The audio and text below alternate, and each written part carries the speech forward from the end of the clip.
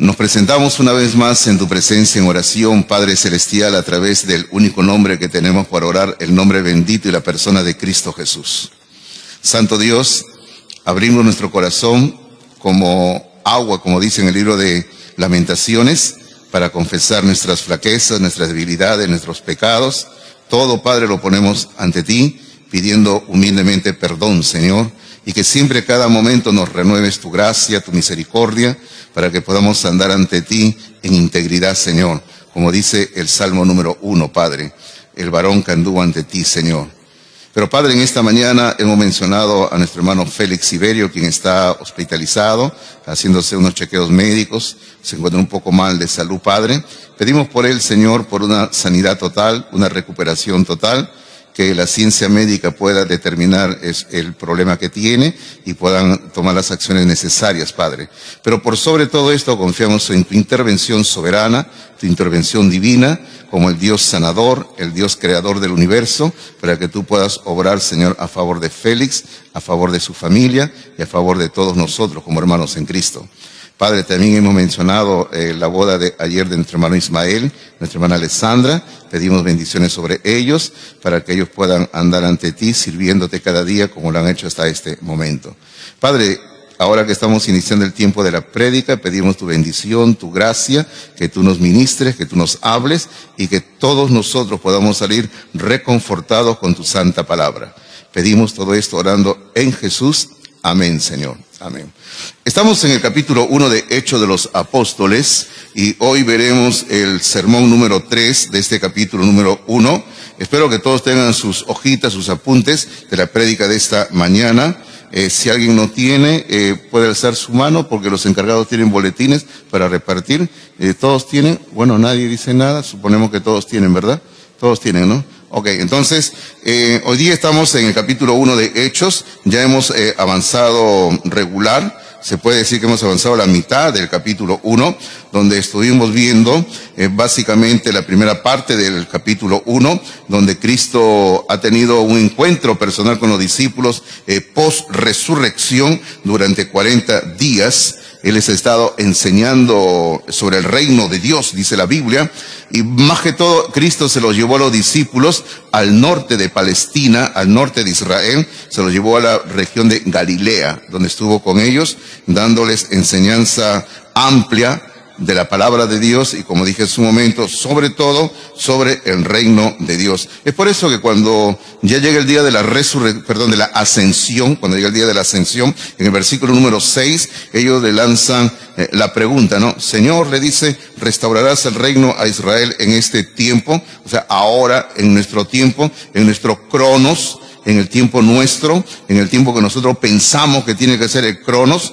Porque recuerden que el domingo pasado yo le explicaba un poquito la diferencia de dos palabras, cronos y kairos. Y Cristo es lo que les dice en el versículo más adelante, Él le dice en el siguiente versículo, le dice, no os toca a vosotros saber los tiempos, o sea, los cronos, ni las sazones, el kairos de Dios. O sea, ustedes no saben cuándo será esto, no sabemos ni en el tiempo de ustedes, que ustedes llevan contabilidad, porque nosotros los seres humanos llevamos una forma de controlar el tiempo, ¿no? Vamos de año en año, de día en día, semana a semana, sí, pero Dios lleva otra forma de ver el tiempo.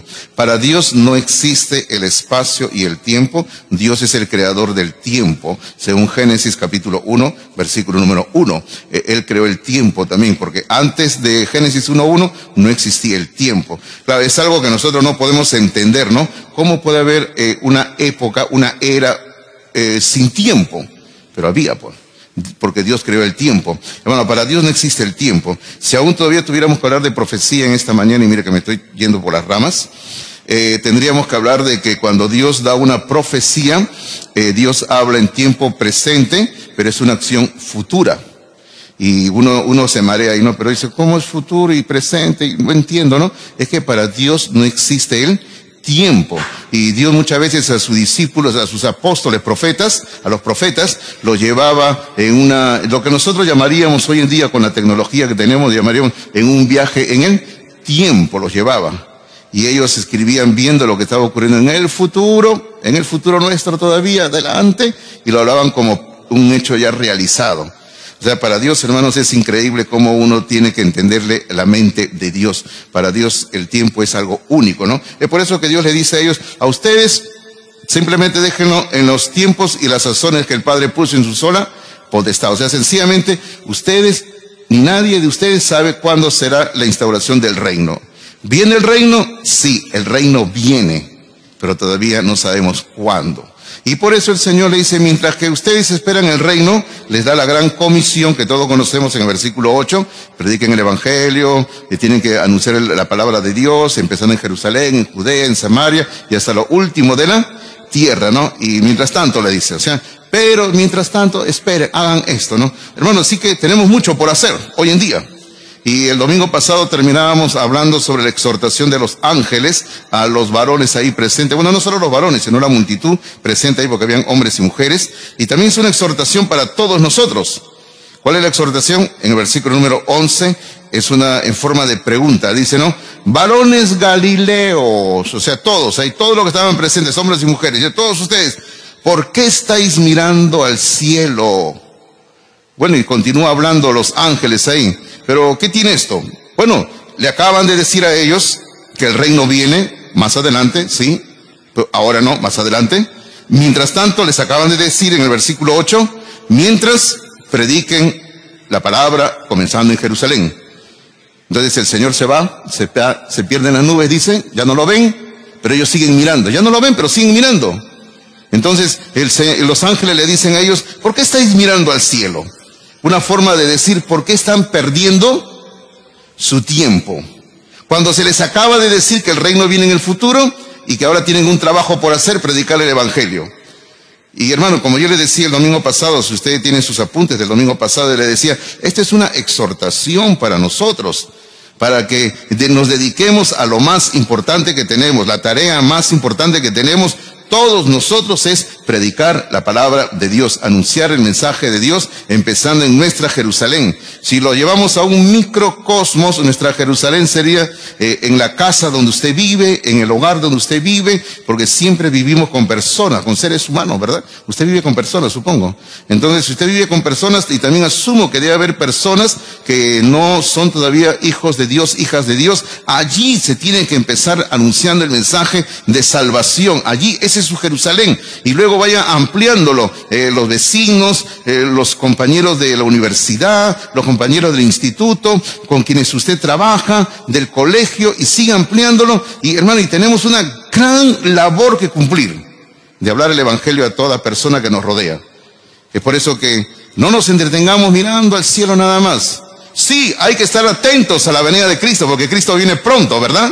Él viene pronto, en cualquier momento viene Cristo, nadie sabe la fecha, el momento. Pero, mientras estamos alertas de que Él viene, hay que estar anunciando el evangelio a nuestro alrededor. Tenemos que hablar la palabra de Dios a todos. Entonces Cristo ya se fue al cielo, ya regresó al cielo, y ahora viene, y ahí sí abra sus apuntes, por favor. Y mire usted que comenzamos ahí diciendo el punto número 4, dice, ¿no? ¿Por qué punto número 4? Porque hemos dividido el capítulo 1 de Hechos, lo hemos dividido en 5 partes, hoy nos toca ver la cuarta parte, y el punto número 4 es la sumisión. La sumisión, eso es la obediencia. Ahora, ¿por qué hablamos de la sumisión? Porque número 1, en sus notas, usted anote, por favor, diga así, o apunte ahí, para no estar dándole vueltas al asunto, dice, Cristo les mandó que no se fueran de Jerusalén. Cristo les mandó que no se fueran de Jerusalén. Esa fue la orden que Él les había dado inicialmente en el versículo número 4. En el versículo número 4, si lo leemos, dice, y estando juntos, cuando todavía estaban en los días de los 40 días que Cristo estaba acá, les mandó que no se fueran de Jerusalén, sino que esperasen la promesa del Padre, la cual les dijo, oísteis de mí. O sea, no se vayan de Jerusalén, le dice Cristo en el versículo número 4, hay una promesa que se tiene que esperar, que se tiene que cumplir, esperen en Jerusalén.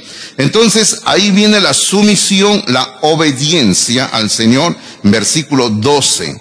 Versículo 12 dice, entonces volvieron a Jerusalén desde el monte que se llama del Olivar, el cual está cerca de Jerusalén, camino de un día de reposo. Entonces ellos, obedeciendo al Señor, es de más preguntar, pero dicen, ¿no? ¿Qué fue lo que hicieron? volvieron a Jerusalén. Hermanos, ellos podían, con todos los ánimos que tenían, porque estaban con muchos ánimos, habiendo estado con el maestro 40 días, el maestro les ha dado palabras profundas de enseñanza, se les acaba de dar la promesa de que Cristo regresa, ellos podrían haberse llenado de muchas fuerzas, digamos, muchas energías, y ellos hubieran podido decir, bueno, ahora sí nos vamos a predicar el Evangelio. Pero ellos tenían que aprender, y es ahí donde todos tenemos que aprender, a obedecer a Dios. Aun cuando Dios nos dice que hagamos algo que va en contra de nuestra lógica. Porque, hermano, a veces nosotros tenemos nuestra propia lógica, ¿verdad? Y pensamos que las cosas deben ser de esta manera o así. Pero la lógica de Dios es totalmente distinta a la nuestra. Es por eso que la palabra del Señor dice que los caminos de Dios no son nuestros caminos y los pensamientos de Dios no son nuestros pensamientos, ¿verdad? Usted recuerda a Moisés cuando estaba con el pueblo a orillas del Mar Rojo. Usted recuerda eso, ¿no? Están ahí con los enemigos que vienen a sus espaldas, los ejércitos del faraón, y ellos están asustados, lógicamente, no saben qué hacer, van a morir. ¿A dónde vamos? Y Dios le dice, bueno, Moisés, ¿por qué clamas a mí? Ya te dije lo que tienes que hacer. Extiende tu vara y cruza. Y eso fue lo que él hizo. Hermano, porque nosotros tenemos que someternos a lo que Dios determina hacer en nuestras vidas. Y bueno, ahora, aún con toda la expectativa que había en esos días post-resurrección, ellos se sometieron tranquilos a la voluntad de Dios. Hay una palabra que se repite en el libro de los Salmos vez tras vez, que ahora no vamos a ir a ver al libro de los Salmos, pero es la palabra siéntate, dice, sentarse. Usted encuentra esta palabra traducida así, siéntate, o si no a veces la traducen por estate tranquilo, tranquilo. Lo que la palabra de Dios nos enseña es que siempre tenemos que aprender, todos tenemos que aprender a sentarnos y estar tranquilos, listos a oír lo que Dios tiene que decirnos. Porque a veces queremos andar corriendo, pero como esa caricatura del coyote y el pajarito Big Big, ¿no? Corriendo por aquí, todo desesperado por allá, por acá. Y no, hermano, hay que tranquilizarnos y sentarnos un poco. Por eso decimos que, como está ahí en la parte superior en sus apuntes, bajo el título del sermón en sus apuntes, dice, ¿cuál es la gran enseñanza que encontramos del libro de Hechos? La sumisión, o sea, la obediencia a Dios y a sus planes. Eso es lo que tenemos que aprender a hacer. Sumisión, hermanos. Obedezca a Dios. Si es un tiempo de esperar, aprenda a esperar en Dios. Ahora, número 2 en sus apuntes dice, mientras esperaban, mientras ellos están esperando. Ahora, permítame decirle ahí antes de leer el texto, permítame decirle algo. El Señor ascendió al cielo a los 40 días después de su resurrección. No les dijo cuándo iba a venir el Espíritu Santo. Hechos capítulo 2. Solamente les dijo, esperen. No les dijo. Y ahora nosotros sabemos que cuántos días pasaron, hermanos, hasta la venida del Espíritu Santo. Desde la ascensión del Señor.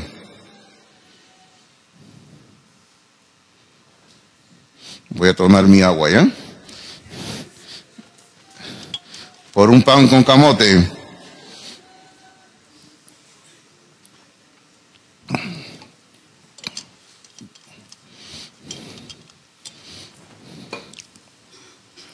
Mientras espero me voy a preparar un café. Ponte la cafetera, ¿eh?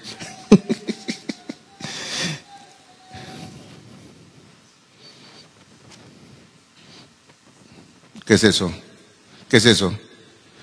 ¿Me están viendo 5 panes? No entiendo. Yo le voy a decir, hermanos, pasaron 10 días. 10 días.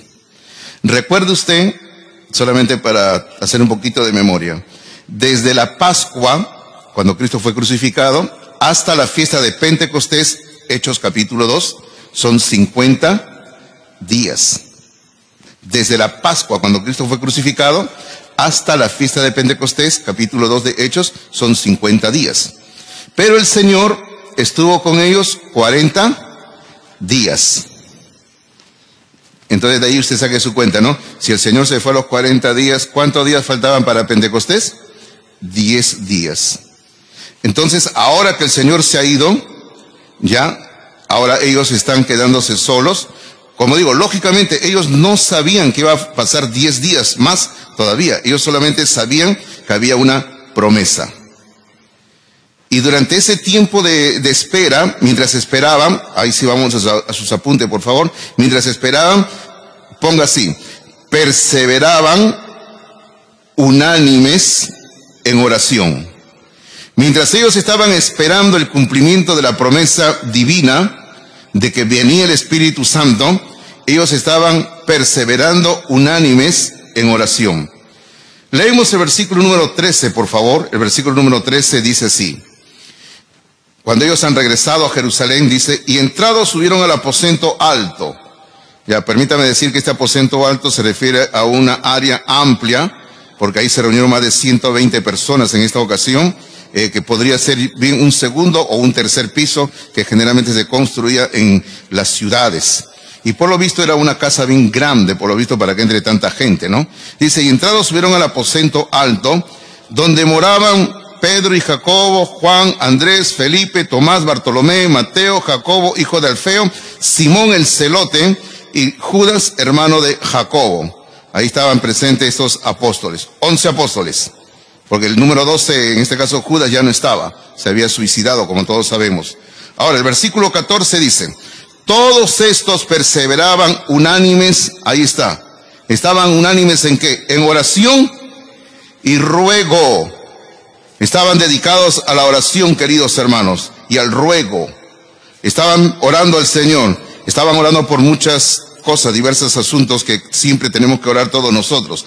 ¿Y quiénes estaban orando ahí? Se nos dice en el versículo número 14, se nos menciona, aparte de los apóstoles que se ha mencionado en el versículo 13, ya se menciona en el versículo 14 que estaban las mujeres. ¿Qué mujeres? Era un grupo de mujeres que habían estado siguiendo a Jesús a lo largo de su ministerio, desde Galilea. Jesús se movía por diferentes partes de Palestina y un grupo de mujeres iban sirviéndole, acompañándole a él. La Biblia dice que inclusive muchas de ellas le daban de sus bienes materiales para que él pudiera predicar el evangelio. Claro, porque siempre en todo lugar se gasta dinero, por ejemplo, en alimentos, ¿no? Y todos ellos tenían que alimentarse y las mujeres iban con él, acompañándole a todo lugar. Es lo que dice la palabra del Señor. Ahora, ¿quiénes más estaban en este grupo de oración? Se nos dice en el versículo 14 que estaba también María, la madre de Jesús, y había, por decir, un cuarto grupo, los hermanos de Jesús. De esto vamos a hablar en un ratito, de María, y de un ratito vamos a hablar de los hermanos de Jesús. Pero permítame decir, están en el aposento alto, donde luego en el capítulo 2 están en ese mismo lugar y viene el Espíritu Santo sobre ellos. Pero déjeme decirle que había una diferencia enorme entre este grupo de apóstoles, aunque era el mismo, pero me refiero a la actitud, al sentimiento. Este grupo de apóstoles era totalmente distinto a 40 días atrás cuando Cristo había muerto en la cruz. Porque 40 días atrás, cuando Cristo había muerto en la cruz, la Biblia nos dice que ellos estaban llenos de temor, de terror, y estaban escondidos, encerrados, y Cristo luego se les apareció entrando en el lugar donde ellos estaban. Estaban llenos de miedo. Pero ahora estos hombres están totalmente distintos, ya no son los mismos, porque han cobrado más valor a causa de haber estado con el Cristo resucitado. Y eso es muy cierto. Cuando uno está con el Señor, siempre hay valor, hermanos. Si usted tiene temor de algo, conéctese con Cristo a través de la oración. La oración fortalece nuestras vidas espirituales. Si usted es hábil con la Biblia, acompáñeme para que vea cómo estaban con ellos al final de Lucas. Al final de Lucas, el último capítulo de Lucas, los últimos versículos de Lucas, por favor. Lucas capítulo 24. Encontramos donde se nos describe qué es lo que ellos hacían durante esos días cuando ya el Señor había ascendido al cielo. Lucas capítulo 24, los últimos versículos, que justamente nuestra Biblia tiene por título la ascensión. Versículo número 50, capítulo 24, versículo número 50, dice así la palabra del Señor, dice: y los sacó fuera hasta Betania, y alzando sus manos los bendijo. Mire usted que hay detalles que a veces no hay en el otro libro, ¿no? Acá dice que el Señor los bendijo a ellos. Y versículo 51 dice: y aconteció que bendiciéndolos, se separó de ellos y fue llevado arriba al cielo. Qué hermoso, ¿no? El Señor se va al cielo. Y luego el versículo 52 dice: ellos, o sea, los discípulos que están ahí, después de haberle adorado, volvieron a Jerusalén. Aquí está. acá hay algo precioso.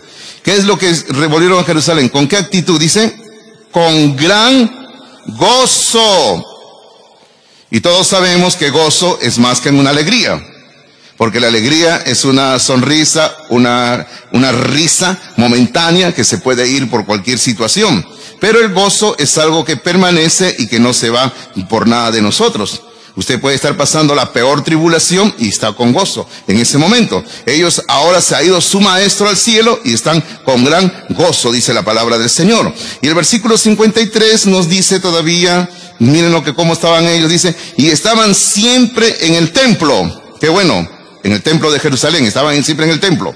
¿Y qué hacían en el templo? Aquí viene, alabando y bendiciendo a Dios. Ellos estaban alabando y bendiciendo a Dios. Hermano, durante esos días que el Señor ya se había ido al cielo, los discípulos estaban llenos de gozo, estaban en el templo, estaban alabando y bendiciendo a Dios. Ya no estaban como el día de la muerte de Cristo, encerrados, llenos de miedo. Ahora están en otro lugar, abierto, hablando de Cristo, hablando del Señor y esperando que el Señor cumpliera su promesa. Hermano, esta es una actitud que nos tiene que caracterizar a todos nosotros. Y así debe de ser. Debemos de tener una actitud de estar llenos de gozo, de estar siempre alabando al Señor y de estar siempre bendiciendo a Dios en cada momento de nuestras vidas. Sea cual sea la situación que nos toque vivir. Ahora sí, regresemos al capítulo 1 de Hechos, donde estamos. Entonces hemos mencionado que ellos están así y estaban unidos, dice. Había un mismo sentir, había una misma mente, había un mismo parecer y sobre todo la unidad que ellos tenían, hermanos, porque eso es lo que nos dice el capítulo 1, versículo 13 y 14 de Hechos, que la unidad que ellos tenían era a causa de que tenían un solo propósito en cuanto a la obra de Dios. ¿Cuál era ese único y solo propósito en cuanto a la obra de Dios? Lo que el Señor les había ordenado en el versículo número 8. Que ellos tenían que esperar recibir poder para que sean testigos en Jerusalén, Judea, Samaria, hasta lo último de la tierra. O sea, hay una sola labor, predicar la palabra. Y esa una labor nos tiene que unir para que nos dé un yugo igual, queridos hermanos. Hermano, todos estos discípulos que estaban ahí, que eran 120 personas reunidas en el aposento alto, todos ellos estaban comprometidos. Y nosotros debemos también estar comprometidos igual con la misión de testificar y hacer discípulos de Cristo. Porque esa es nuestra misión. La primera parte es testificar, hablar de Cristo. Pero ahí no termina. La parte más vital es discipular a la persona de Cristo Jesús. Hermano, testificar sería como que una persona tiene a un bebé, nace el bebé.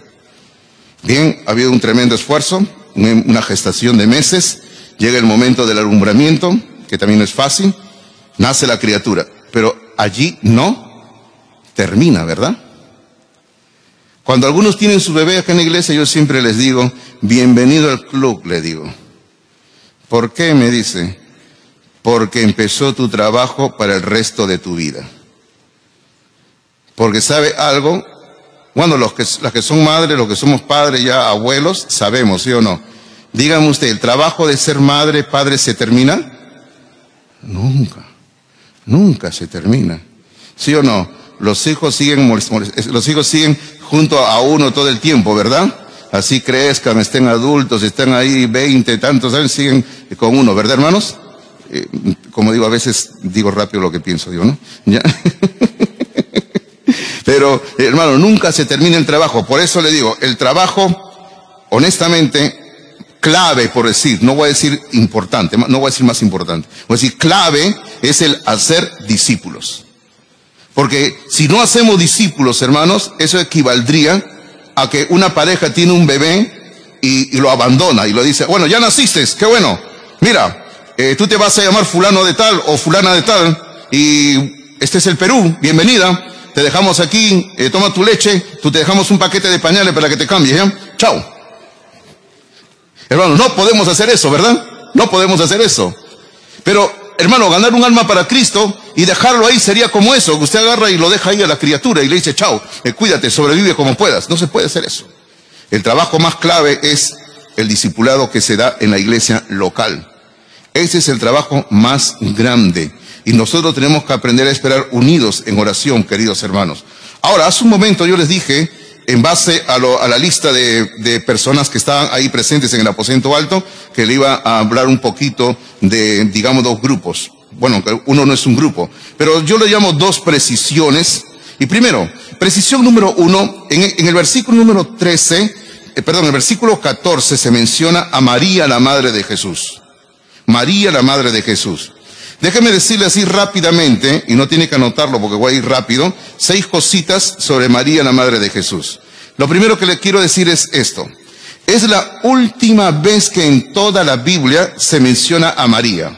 No se le vuelve a mencionar más a María, la madre de Jesús. Es la última vez. Usted lo puede buscar con lupa, lo puede buscar como quiera, con telescopio, pero no aparece María más en toda la Biblia. Es la última vez que se le menciona a esta santa mujer de Dios. Número 2, lo que le quiero decir. María nunca tuvo una posición de autoridad en la iglesia, jamás. Jamás María tuvo una posición de autoridad en la iglesia, jamás. Nunca usted encuentra a María dando órdenes a Jesucristo, ni tampoco a los apóstoles. Nunca hubo eso. Número 3, María nunca fue objeto de oraciones como si fuera una mediadora entre Dios y los hombres. Porque la Biblia dice que solo hay un mediador, que es Cristo Jesús, nada más. Pero a María nunca se le hizo oraciones, por si acaso. Es más, este es número 4, María participaba en las oraciones como una creyente más en Cristo Jesús. Usted lo puede ver ahí en el versículo número 13, 14, está ese espíritu, ¿no? Todos están reunidos orando y María era una persona más en el grupo que estaba orando. En ningún momento acá se nos dice que le hicieron una oración a María, o le dijeron a María, tú que supuestamente eres la madre de Dios, intercede por nosotros. No hay eso. No hay eso aquí jamás. Y número 5, María, como cualquier otra persona, como cualquier otro ser humano, necesitó de Jesús como su Salvador personal. Ella necesitó de Jesús como su Salvador personal. Porque cuando María estaba gestando, hubo una parte en que ella dijo, refiriéndose al que tenía dentro de ella, dijo, no, mi Salvador, dijo. Porque era su Salvador personal de María. Ella necesitó a Cristo como Salvador personal. Y finalmente, número 6, le quiero decir de que María, usando una palabra técnica que se utiliza en la teología católica romana, María no es la corredentora. Porque la teología católica dice que Cristo murió en la cruz, sí, pero María también sufrió, y por lo tanto María es corredentora. Y es por eso que dicen que María es la reina de los cielos. No sé de dónde sacan eso, menos de la Biblia. Dicen que María no murió, María se durmió, como algunos de ustedes ahora, ¿ya? María se durmió, y que María fue llevada al cielo sin haberse muerto. Y que ahora María ha sido entronizada, y ella es la reina de los cielos, y ella es la que, hermano, y no estoy inventando, así dice la teología católica, dice que ella es la que le da realce, por decirlo así, magnificencia al cielo. O sea, sin María en el cielo no habría la gloria que hay actualmente. Hermano, todo eso es totalmente falso, inventado por el sistema católico romano. Para empezar, nada de eso es en la Biblia. Nada de eso, y escúchenme bien a los que les gusta un poco la historia, ni siquiera hay en la historia. Y no me voy a meter mucho en esto, pero solo le digo, cuando en el siglo XIX se llevó a cabo el Concilio Vaticano I, ellos tuvieron que inventar argumentos históricos porque no había nada en la historia para comenzar el proceso de hacerla Virgen a María, el proceso de nombrar a Madre de Dios, el proceso de que María es la corredentora. Hermano, todo eso es una mentira del sistema católico romano. La segunda precisión que quiero hacer esta mañana, y también en base al versículo número 14, es de los hermanos. Dice, y sus hermanos. Lógicamente está hablando de los hermanos de Jesús. Porque previamente se ha dicho María, la madre de Jesús, y sus hermanos. Está hablando de los hermanos de Jesús. Y aquí también le quiero decir algunas cositas sobre los hermanos de Jesús. Ya, a ver, déjame decirle, le voy a decir así 5 cositas rápidamente, ¿ya? 5 cositas le quiero decir. Lo primero es que luego del nacimiento de Jesús, María y su esposo José tuvieron una vida normal como cualquier pareja. Y producto de esta vida normal, tuvieron más hijos, que vamos a hablar en un ratito. Pero la vida de María y José fue normal. Ahí le doy un versículo, no voy a verlo ahora. Mateo capítulo 1, versículo 25. En Mateo 1:25 aparece la expresión conoció, donde dice que José, dice, pero no la conoció hasta que dio a luz a su hijo primogénito. Y la palabra conoció es un eufemismo que se utiliza en la Biblia para referirse a la vida íntima de una pareja en matrimonio. Dice, no la conoció. Así que María y José tuvieron una vida normal después que Jesús nació. Eso es lo primero que le quiero decir. Lo segundo que le quiero decir es que a los hijos de María y José se les menciona por nombre en la Biblia. Anote la cita otra vez, le digo, no hay tiempo de chequear todo. En Mateo capítulo 13, versículos 55 y 56. Mateo 13, 55 y 56. Los vecinos de Jesús en Nazaret dicen esto, dicen, acá no están sus hermanos, y luego mencionan, ¿qué hermanos? Jacobo, José, Simón, Judas, y luego dice, y sus hermanas también dice, y sus hermanas. O sea, por lo menos mencionan el nombre de 4 varones, y luego hablan de hermanas en plural. 2, 3, más no sabemos. Así que Jesús por lo menos tuvo 6 hermanos más, por lo menos. Producto de la convivencia de José y María. Ahora, déjenme decir un poquito algo de estos hermanos de Jesús porque es clave. Jacobo, ¿quién es? Jacobo llegó a ser el primer pastor de la iglesia de Jerusalén. Él fue el que dirigió la iglesia de Jerusalén, y usted lo va a encontrar más adelante en el libro de Hechos, a este Jacobo que está con los discípulos dirigiendo las reuniones de la iglesia de Jerusalén. El primer pastor de la iglesia de Jerusalén se llamó Jacobo. Además, él escribió la epístola que nosotros tenemos en nuestra Biblia como Santiago. Jacobo y Santiago es el mismo nombre. Y Jacobo escribió la epístola de Santiago, y más adelante este Jacobo, el hermano de Jesús, fue martirizado por su fe. La historia, Josefo nos cuenta de que lo llevaron a lo alto del templo, y por no negar a Jesucristo, de la parte más alta del templo al barranco, porque había un barranco ahí, lo tiraron hasta que él murió tristemente, ¿no? Luego se habla del hermano José de Jesús. Este José es menos conocido en la historia, solamente sabemos que llegó a ser un líder prominente en la iglesia de Jerusalén y alrededores. Luego se habla de Simón. Este Simón sí es un personaje interesante, el hermano de Jesús. Este Simón, hermanos, llegó a ser el segundo pastor de la iglesia de Jerusalén. Después que su hermano Jacobo murió, los hermanos le pidieron que él sea el pastor, y él dirigió a la iglesia de Jerusalén, y la iglesia de Jerusalén, bajo su pastorado, inclusive se trasladó a otro lugar cuando vino la guerra que llevó a la destrucción de Jerusalén en el año 70 después de Cristo. Tenemos finalmente al hermano que mencionan aquí, a Judas. ¿Quién es este Judas? No el Iscariote, por si acaso. Este es Judas, el que escribió la epístola de Judas que tenemos en la Biblia. Él también fue un hermano del Señor Jesucristo. Ahora, usted puede ver que los hermanos de Jesús, no sabemos nada de las hermanas, porque el texto bíblico no menciona ni sus nombres, que los hermanos de Jesús llegaron a ser de mucha bendición a la iglesia del Señor. Yo me pongo a pensar algo, y digo, ¿no? Así debería ser toda familia en Cristo, hermanos. Toda familia en Cristo, que crece en el Señor, que va a la iglesia, que leen la Biblia, que cantan alabanzas, todos deberíamos de estar sirviendo al Señor, andando en los caminos de Dios. Eso es hermoso, ¿verdad? Eso es hermoso. Ahora, durante el ministerio de Jesús, esto es lo tercero que le quiero decir, durante el ministerio de Jesús, sus hermanos no creían en Jesús, eran incrédulos. Eso es lo que nos dice Juan capítulo 7, versículo 5. En Juan capítulo 7, versículo 5, dice que los hermanos de Jesús no creían en él. Inclusive en un momento dado le dijeron que estaba loco. Así le dijeron, está loco, le dijeron. Número 4. En algún momento dado, después de la muerte y resurrección de Cristo, ahí hubo una conversión de todos los hermanos de Jesús.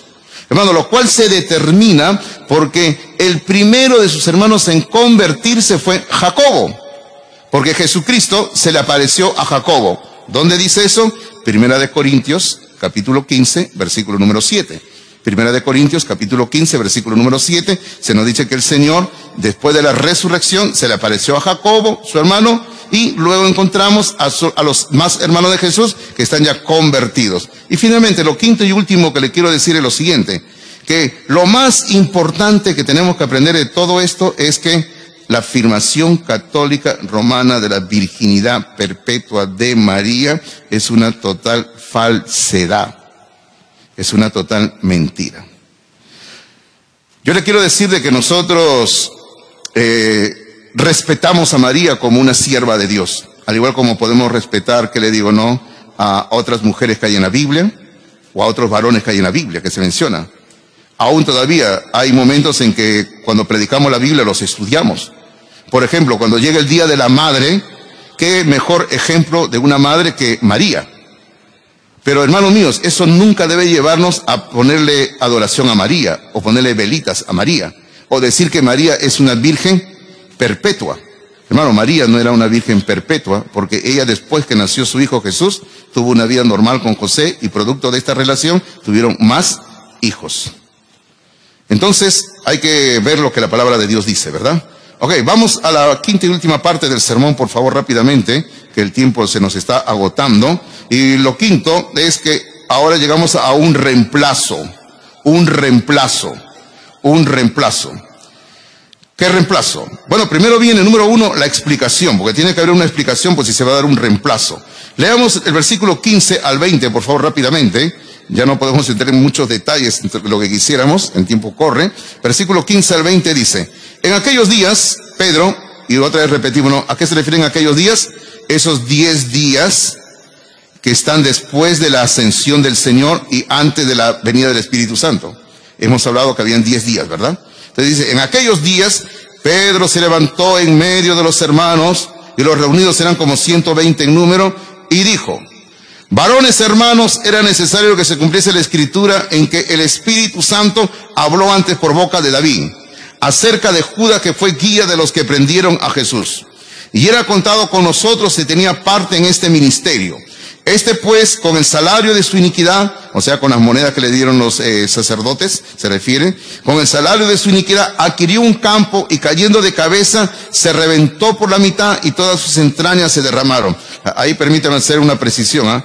Cuando habla de que con el salario de su iniquidad adquirió, se refiere a que los sacerdotes, porque Judas devolvió el dinero, los sacerdotes con ese dinero compraron el campo, a eso se refiere, porque Judas esa misma noche se ahorcó, murió.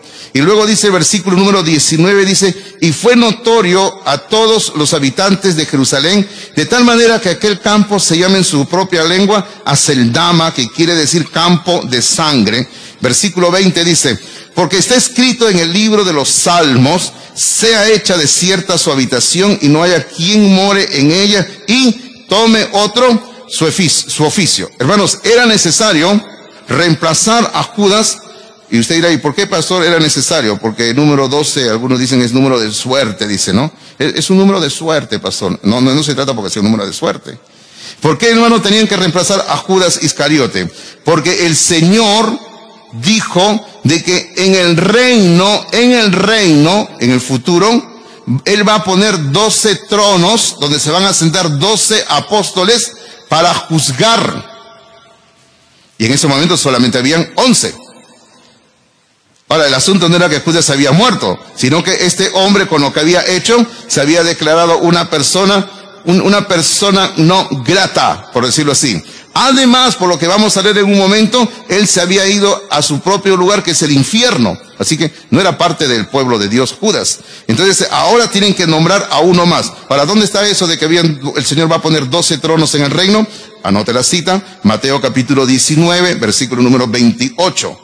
En Mateo capítulo 19, versículo número 28, dice eso. Entonces, había una necesidad. Y esta necesidad, hermanos, es lo que a Pedro le hace acudir a la palabra de Dios para encontrar dirección.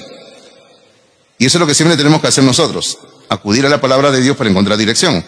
Ahora, ¿cómo sabemos que Pedro acudió a la palabra de Dios? Porque acabamos de leer el texto bíblico, y fíjese usted que en el versículo número 16 dice que el Espíritu Santo habló antes por boca de David. Pedro va a citar lo que David ha dicho.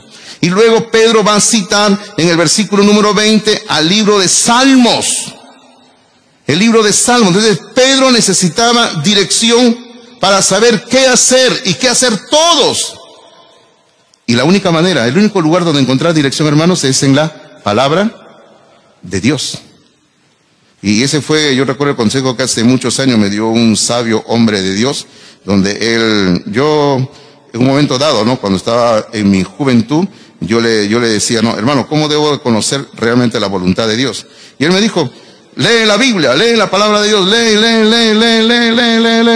hasta que encuentres, aquí Dios me está hablando, esta es la dirección que debo seguir. Y es cierto, hermanos, cuando necesitamos dirección, hay que buscar en la palabra de Dios. Ahora, tenemos que aclarar algo y decir, lo que van a hacer ahora los apóstoles es un reemplazo y no una sucesión. ¿Cuál es la diferencia? Porque un reemplazo, hermanos míos, solamente la persona, en este caso la persona, va a cumplir una función en esta tierra hasta el día de su muerte, y cuando se muere, terminó su ministerio, terminó su oficio. No hay una sucesión.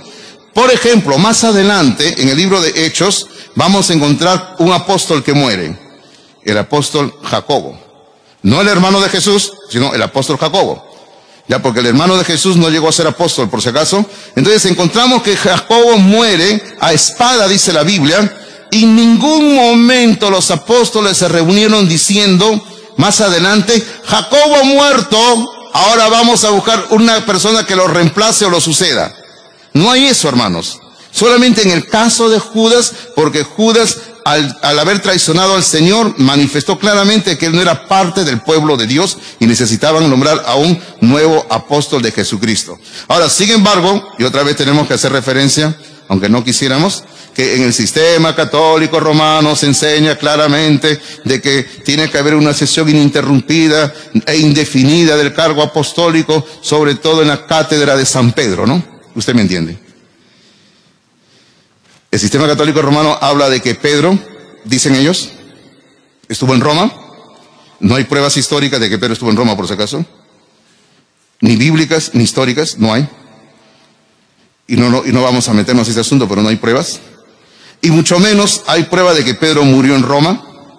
Hace un tiempo se encontró ciertas inscripciones y ciertas pruebas que parece que encontraron en Israel la tumba de Pedro. Pero el asunto quedó tan calladito que no volvieron a tocar el asunto. Y usted entiende por qué, ¿verdad?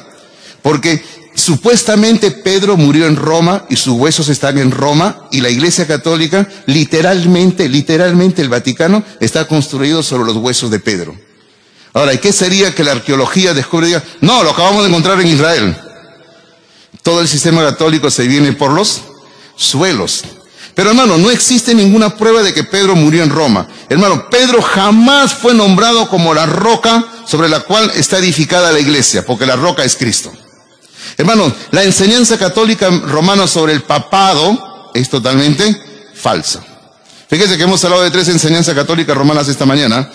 María, los hermanos de Jesús, y ahora sobre el papado. La vez pasada alguien me dijo, pastor, yo me alegro porque tenemos un papa latinoamericano. Una persona cristiana, le digo, a mí me da igual que sea latinoamericano, y si es peruano me da igual, le digo, ¿no? Igual es un inconverso, un hijo del diablo, le digo, un hijo de Satanás, le digo, que va rumbo al infierno y con sus enseñanzas, le digo, está engañando a millones de seres humanos. Ay, pastor, pero come ceviche. ¿Qué me importa que coma ceviche? Le digo. ¿Qué me importa que coma cabrito a la norteña? Le digo, ¿no? Igual en el infierno va a seguir comiendo, le digo. Mientras ese hombre no se arrepienta de sus pecados, está rumbo al infierno por toda la eternidad, sin Cristo. Y lamentablemente él es un ciego, guía de ciegos, lamentablemente. Así que no se deje guiar porque es peruano, por si acaso, ¿ya? Ahora, lo segundo, la elección, porque ya presentaron una necesidad. Han visto la base bíblica que David lo dice en el libro de Salmos, hay que nombrar a alguien que tome su lugar. Ahora viene, número 2, la elección. Versículo 21 en adelante, primero vamos a encontrar los candidatos. Versículo 21 encontramos los requisitos. Versículo 21 y 22 encontramos los requisitos. ¿Cuáles son los requisitos que deben tener los candidatos? Número 1, bueno, versículo 21, perdón, dice, es necesario pues que de estos hombres que han estado, y aquí vienen los requisitos, juntos con nosotros, hay que estar junto con nosotros, todo el tiempo que el Señor Jesús entraba y salía entre nosotros. ¿Desde cuándo? Comenzando desde el bautismo de Juan, fíjense desde cuándo, antes de que Jesús comience su ministerio. Dice, comenzando desde el bautismo de Juan hasta el día en que de entre nosotros fue recibido arriba, la ascensión. O sea, más de 3 años de ministerio Cristo tuvo, más o menos 3 años y medio. O sea, ahí están diciendo, el requisito clave es, tiene que ser un hombre que ha estado durante más de 3 años con nosotros, desde que el Señor empezó a predicar desde el bautismo de Juan, más o menos 6 meses antes de su ministerio. Hermano, porque el ministerio de Cristo comenzó oficialmente cuando Él convirtió el agua en vino en Caná de Galilea. Pero 6 meses antes Cristo ya estaba predicando, y desde ahí se refiere, desde ese tiempo, desde el bautismo de Juan hasta la ascensión, tiene que ser uno que ha estado con nosotros. Vaya pensando en ese requisito, muy importante. Y luego, ¿cuál es el segundo requisito? Dice, uno se ha hecho testigo con nosotros de su resurrección. O sea, no solo tiene que haber estado con Él durante su ministerio, sino tiene que haberlo visto resucitado. Tiene que haber estado con Cristo resucitado andando en esta tierra. Así que básicamente son 2 requisitos. Y luego el versículo 23 nos presenta los candidatos, que no los conocemos y no se vuelve a hablar más de, al menos de que es elegido. Versículo 23 dice, y señalaron a 2, dice el versículo 23. ¿A quiénes? A José, que dicho sea de paso, no es el hermano de Jesús por si acaso. Dice, llamado Barsabás, que tenía por sobrenombre Justo, y a Matías. Adelantándonos un poquito, el que sale elegido es Matías. Matías es un nombre bien bonito. ¿Sabe lo que significa? Regalo de Dios. Regalo de Dios. Matías. Como siempre digo, anoten los que van a tener hijos, ¿ah? Al menos yo ¿no? Ya pasé por esa prueba ya. Anoten los que van a tener hijos, ¿no? Matías. Bonito nombre, es muy bonito nombre. Matías. Ahora, entonces lo que aquí vamos a encontrar, hermanos, es que ya llegó el momento de elegir, de escoger quién va a ser. Ojo, queridos hermanos, que esta elección que se va a dar en este momento, aquí en Hechos capítulo 1, no es como muchas veces nosotros estilamos hacer en nuestras reuniones. Porque nosotros estilamos hacer, a ver, vamos a necesitar candidatos para este cargo, a ver, ¿a quién se sugiere? Bueno, como siempre todos se lavan la mano, ¿sí o no, hermanos? Como dicen todos siempre, ay, agradezco la nominación, pero no puedo, ¿no? Todos agradecen siempre, ¿no? Todos son muy buena gente, ¿no? Así es, ¿no, hermano Sebastián? Hermano Sebastián tiene 20 años, creo, siendo secretario en la iglesia ya. Pero que todos se lavan las manos. Ay, hermano, gracias por confiar en mí, pero no puedo, ¿no? Bueno, entonces, hermanos, no es como nosotros que pedimos candidatos y luego ponemos los candidatos en la pizarra y luego comenzamos la votación. A ver, ¿por quiénes votan por fulano? ¿Quiénes votan por sultano? No es así. Bueno, un método totalmente distinto. Dios es el que eligió acá. Vamos a leer en un momento vamos a leer que dice que echaron suertes. El problema viene para nosotros en el Perú, en América Latina, con la palabra suertes. Porque nosotros siempre la palabra suerte lo relacionamos con algo casual que va a ocurrir, algo del destino que va a ocurrir, echar suertes, ¿no? Nosotros inclusive hablamos de la buena suerte y hablamos de la mala suerte. Hermano, para el cristiano no existe la buena suerte ni la mala suerte. Para el cristiano solo existe un plan perfecto y maravilloso de Dios en nuestras vidas. Y así ocurra algo malo, es parte de ese plan de Dios. Pero hermano, aquí lo que tenemos nosotros, como digo, déjenme adelantarme antes de la lectura, es que llegó el momento de que ellos tenían que tomar una decisión. Y luego el versículo 24, observe que comienza diciendo, y orando. Ellos se pusieron a orar. Se pusieron a orar. Eso es importante. Antes de tomar una decisión, hay que orar. No es que decido y después oro, no. No es que ya dije con quién me caso y después que ya decidí con quién casarme, recién le doy después gracias a Dios, ¿no? No, usted tiene que orar primero. Primero orar. Dice el versículo 24, y orando dijeron, tú, Señor, que conoces los corazones de todos, muestra cuál de estos 2 has escogido, para que tome la parte de este ministerio y apostolado de que cayó Judas por transgresión para irse a su propio lugar. Y el versículo 26 dice, y les echaron suertes, y la suerte cayó sobre Matías y fue contado con los 11 apóstoles. Ahora, ¿cómo es esto de suerte, pastor? Algunos dicen que tiraron dado. Puede ser. Claro, ahora viene el problema otra vez en nuestro contexto cultural, que el dado se relaciona con un juego que lleva a las apuestas, al vicio, ¿no? Pero aquí no era así. Pero también había otras formas. ¿Sabe cuál era otras formas? Si usted investiga un poquito el texto bíblico, había la forma de que ellos colocaban 2 trocitos de madera, vamos a decir, con una marca uno de ellos, y lo echaban en un recipiente. Y usted sabe lo que se hacía, ¿no? Oraron, Señor, elige. Y no sé qué habrán hecho, si alguien metió una mano y sacó, o si tiraron los 2 trocitos de madera y el que quedó hacia arriba con la marca, con su nombre, digamos, ese era de la persona elegida, ¿no? Hermano, pero Dios es el que intervino en todo eso y Dios es el que hizo la elección. ¿Sabe por qué es necesario entender que Dios es el que hizo la elección? Porque algunos dicen, no, acá se equivocó Pedro. Pedro se equivocó, se precipitó Pedro, porque algunos dicen, y erradamente, de que Pablo es el apóstol número 12, que reemplazó a Judas. Yo no sé si usted alguna vez lo ha escuchado así, pero algunos dicen, Pedro se equivocó.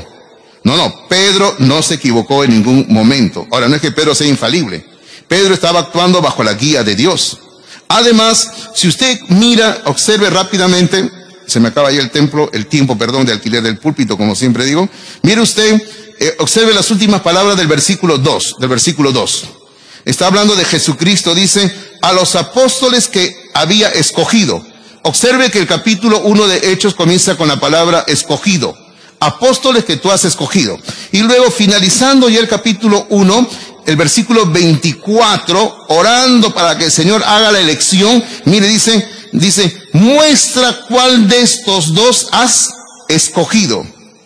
Hermano, esta elección se hizo bajo la guía del Señor. El Señor es el que escogió a Matías para que sea el apóstol número 12. Es cierto que no más aparece Matías en el libro de Hechos, no más. Pero solamente a partir del capítulo 12 usted va a encontrar que dice, los 12 se pusieron de pie. Los apóstoles estaban en tal lugar. Lo cual implica que ahí se le está considerando a Matías. Porque recién más adelante en el capítulo 9 es la conversión de Pablo. Pero antes de que Pablo se convirtiera ya se hablaba de los 12 apóstoles nuevamente. Qué hermoso, ¿verdad? Qué hermoso ver lo que la palabra de Dios nos dice. Además, otro detalle muy importante, queridos hermanos. Pablo no reunía los 2 requisitos que se pidieron. Él sí vio al Cristo resucitado, pero nunca Pablo anduvo con Cristo durante sus 3 años de ministerio terrenal. Así que Pablo sencillamente no podía ser uno de los 12 apóstoles. Vamos cerrando todo lo que estamos diciendo. Ya, vamos cerrando para que no se me desesperen. Vamos cerrando y simplemente decir, hermano, estamos ante una gran tarea que los apóstoles tenían y nosotros tenemos. La tarea de predicar el evangelio y hacer discípulos. Esa es nuestra gran tarea. Y nuestro gran deber es la obediencia, la sumisión. Y yo quiero animarles a todos nosotros, todos los que estamos acá, y digo todos nosotros, no digo a todos ustedes, sino todos nosotros que estamos acá, para que llevemos a cabo la gran tarea que tenemos por delante. Hablar la palabra de Dios a toda criatura. Vamos a orar, por favor. Le invito a inclinar rostro, cerrar los ojos y vamos a orar en esta mañana. Vamos a acercarnos por un momentito al Señor en oración. Sí, queridos hermanos, vamos a orar. Una vez más, amadísimo Padre Celestial, nos presentamos ante ti en oración, dándote gracias por tu palabra, dándote gracias por la Biblia, Señor, porque sin la Biblia, ¿qué tendríamos en este mundo para guiarnos? Solamente nuestros sentimientos, nuestras emociones, y estaríamos finalmente desubicados, perdidos, Padre. Por eso damos gracias por tu palabra, porque lo que hizo Pedro al acudir a tu palabra para encontrar dirección en cuanto a buscar una persona que reemplace a Judas, nos muestra que todos nosotros debemos de hacer así. Antes de tomar cualquier decisión, acudir a tu palabra. Rogamos pidiendo tu bendición, tu gracia en lo que resta de esta reunión y nos encomendamos en tus manos, orando en Jesucristo. Amén, Señor. Amén, amén. Dios les bendiga, queridos hermanos.